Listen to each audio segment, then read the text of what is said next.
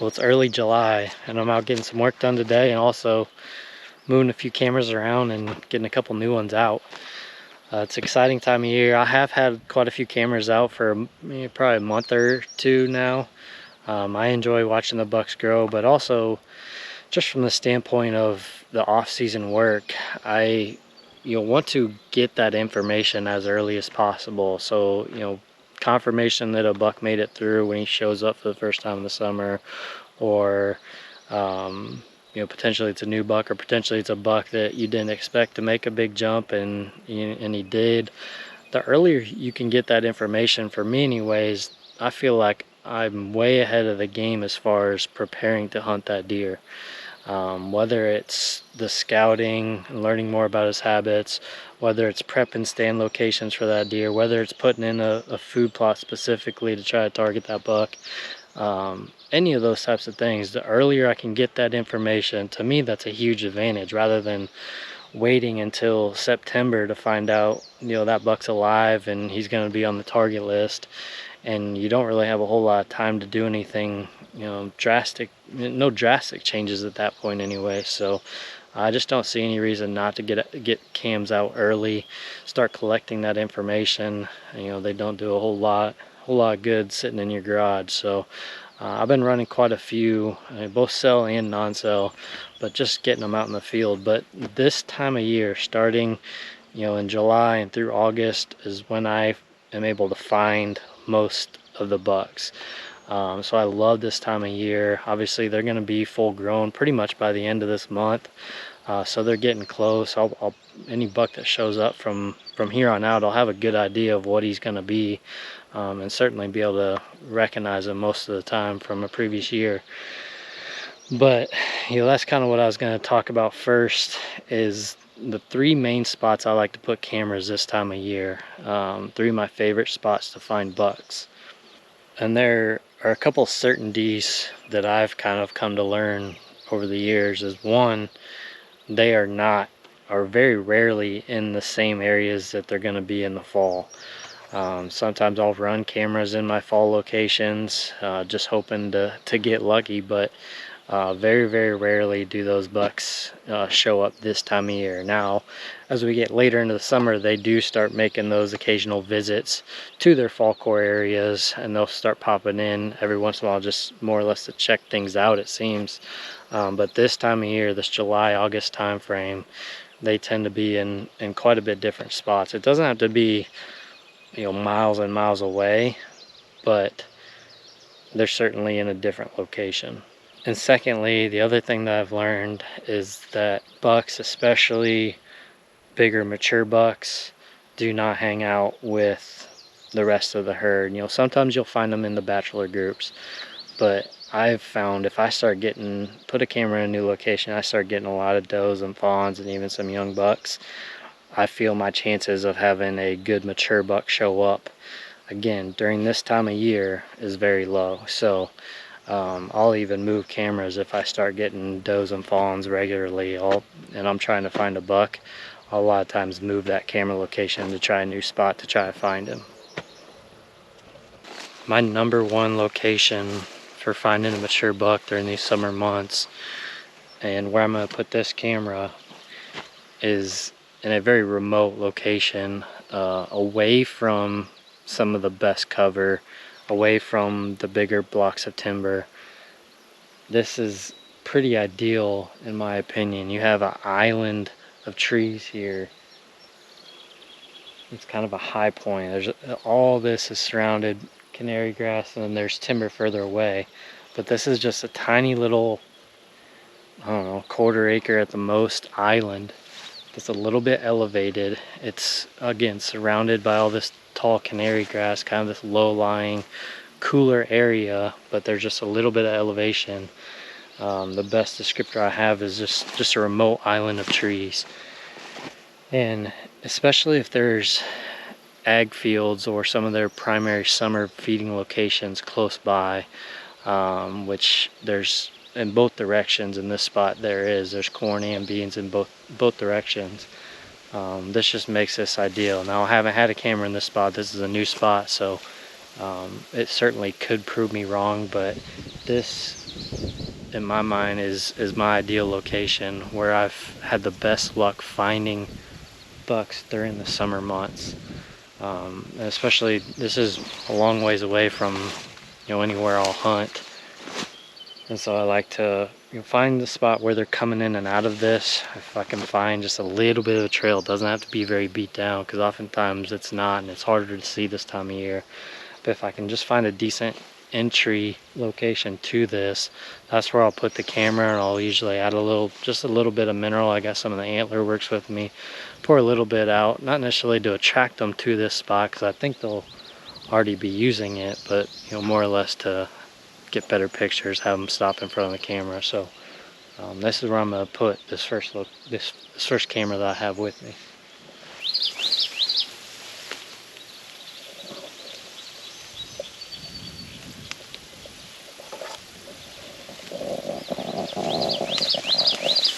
I didn't kick anything out, but you can see there's just enough of a trail, and I got here to the end, and there's two good sized beds right there on the exterior of this island.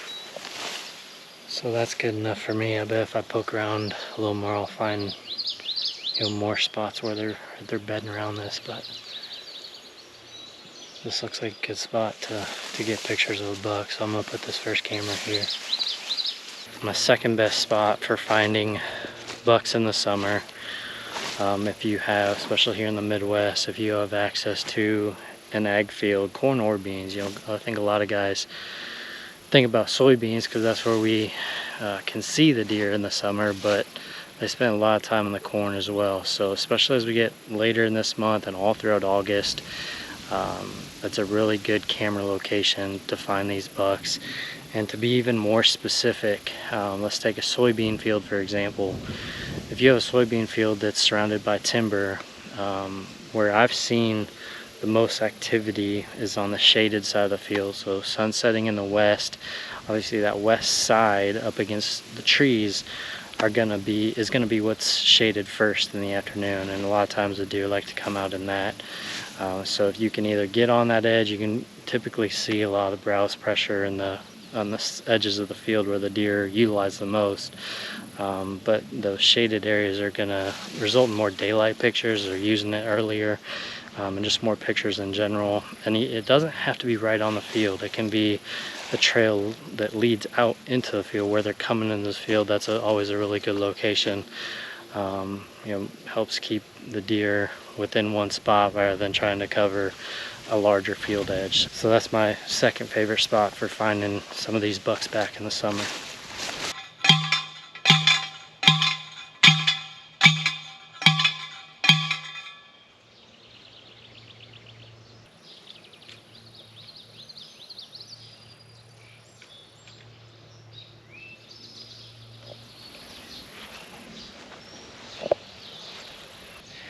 My third favorite location, a little more niche, obviously, but I've got to mention it because the deer spend so much dang time in these clover chicory plots.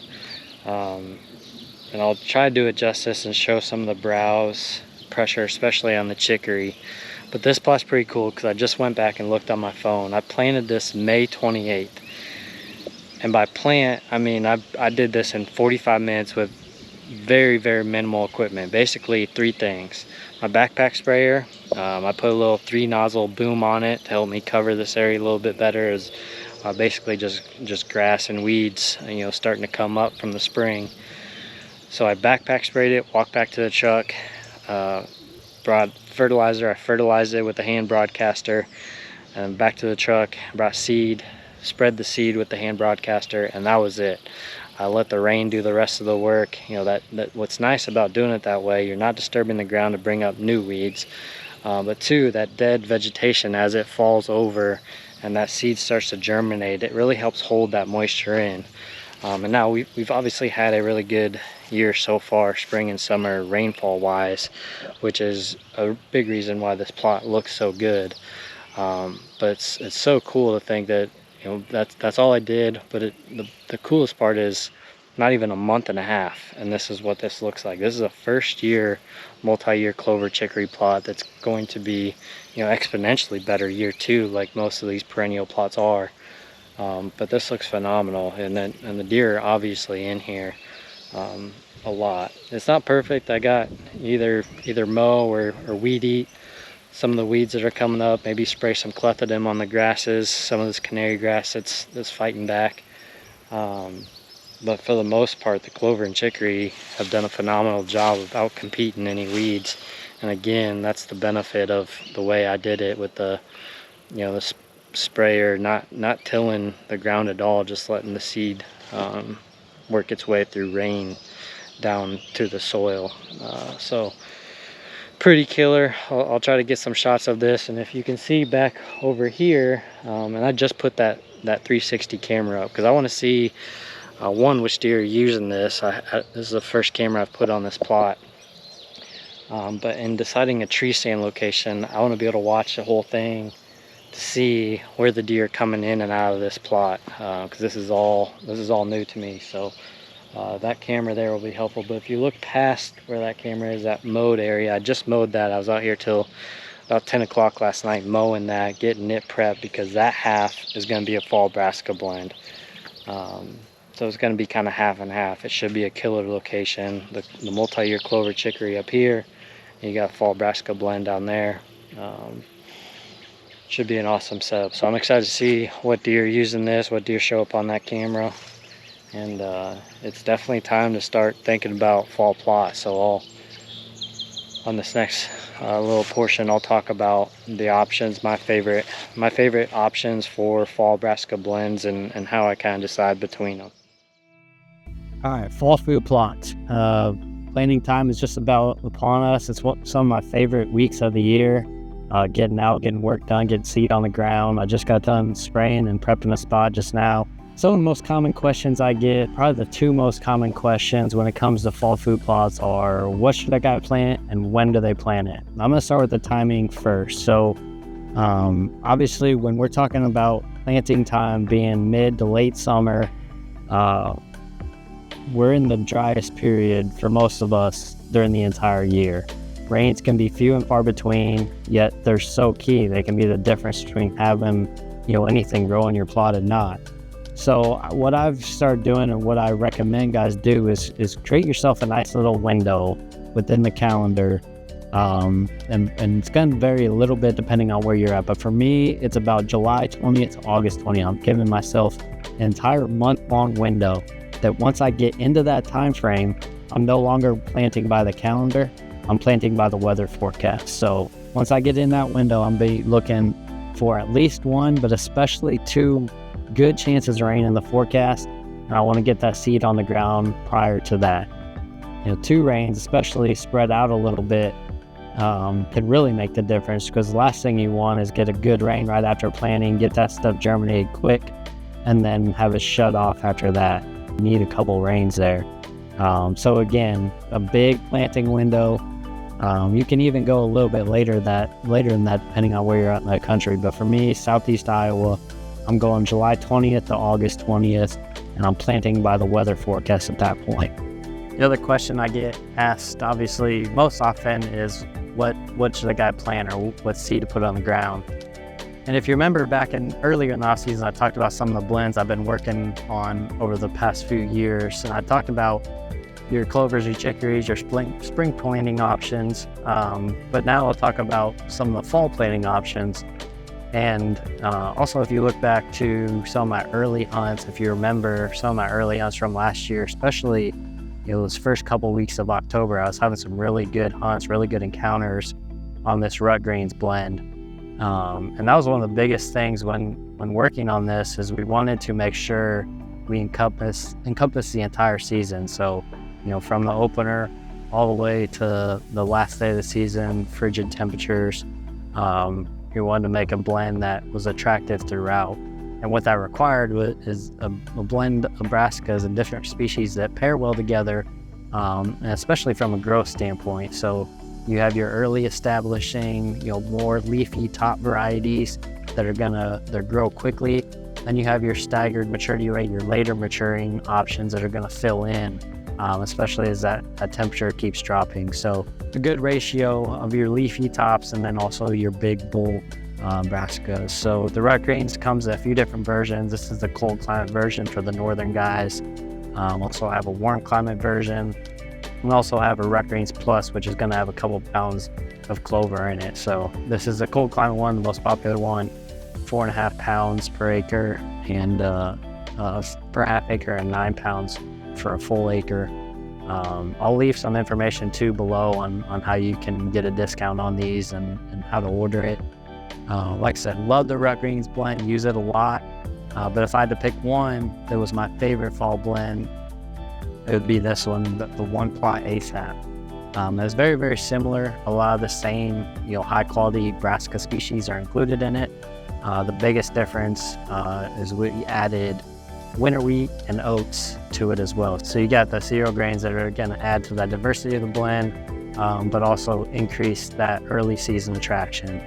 I planted these side by side, and both get hit hard all season long. I think I've had just a touch better luck with the one plot, but with the cereal grains, it does increase the seed rate, obviously. So you're looking at 34 pounds per half acre on that one, making it a little more difficult to ship. And so kind of keep that in mind. If you have multiple spots on your property, I recommend trying both and having those separate spots. If you have one, I would go with the one plot if you can. But the rut greens is basically just as good of an option. You can always add your own cereal grains to it as well. The biggest thing I want to communicate is just, I'm here to help. If you guys have questions on these blends, on what you should plant, anything food plot related, I'm happy to help. I enjoy helping guys. Feel free to leave a comment. I'm happy to share my contact information as well. So check these out. Ordering information is below, and reach out if I can help with anything. I appreciate you guys watching.